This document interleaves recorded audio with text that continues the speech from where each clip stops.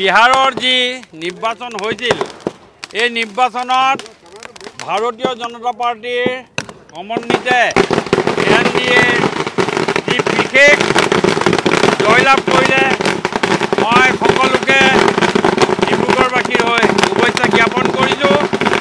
ভাৰতীয় জনতা পাৰ্টিৰ নেতৃত্বাধীন এই NDA চৰকাৰৰ গত দিনবিলাকত যি ধৰণেৰে বিহাৰৰ ৰাইজৰ উন্নয়নৰ কাৰণে কাম কৰিছে এই কামৰ প্ৰতিফলিত হিচাপে এইবাৰ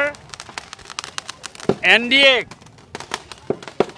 3 ডিজিটত 200তকৈ অধিক সিটত জয়লাভ কৰাই আকৌ শাসনৰ গাঁতিত নীতিশ কুমাৰক মুখ্যমন্ত্ৰী হিচাপে আজি ব্যৱস্থা কৰি দিছে।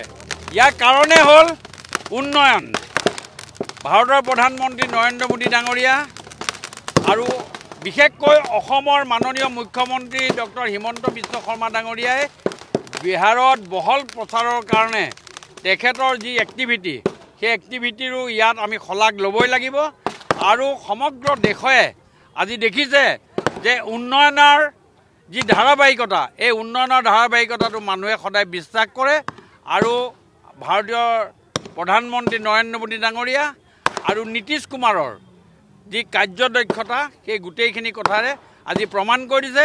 আমি পুনৰবাৰ আমি বিহাৰৰ ৰাইজক আমাৰ ফালৰ পৰা শুভেচ্ছা জ্ঞাপন কৰিছোঁ আৰু আগন্তুক যি অসমৰ নিৰ্বাচন আছে সেই নিৰ্বাচনৰ ফলাফলো বিহাৰতকৈ বেছি ভাল ৰিজাল্ট হ'ব। তাৰে আজি আমাৰ এই ছেমি ফাইনেলত আমাৰ জয়লাভেৰে আমাক এইটো প্ৰমাণ কৰিছে। পাপুৰ কথাত মানুহ কোনো বিশ্বাস নকৰে আৰু সেইটোৱে প্ৰমাণ হৈ গ'ল। মই ভাবিছোঁ ৰাহুল গান্ধীয়ে সন্ন্যাস ল'ব লাগে, ৰাজনীতিৰ পৰা তেওঁ ওলাই যাব লাগে আৰু কংগ্ৰেছ দলত যেতিয়ালৈকে ৰাহুল গান্ধী থাকিব তেতিয়ালৈকে তেওঁ ভাৰতীয় জনতা পাৰ্টিৰ ষ্টাৰ কেম্পেইনাৰ হিচাপে তেওঁ থাকিব। এই কথাটো আজি প্ৰমাণ হৈ গৈছে।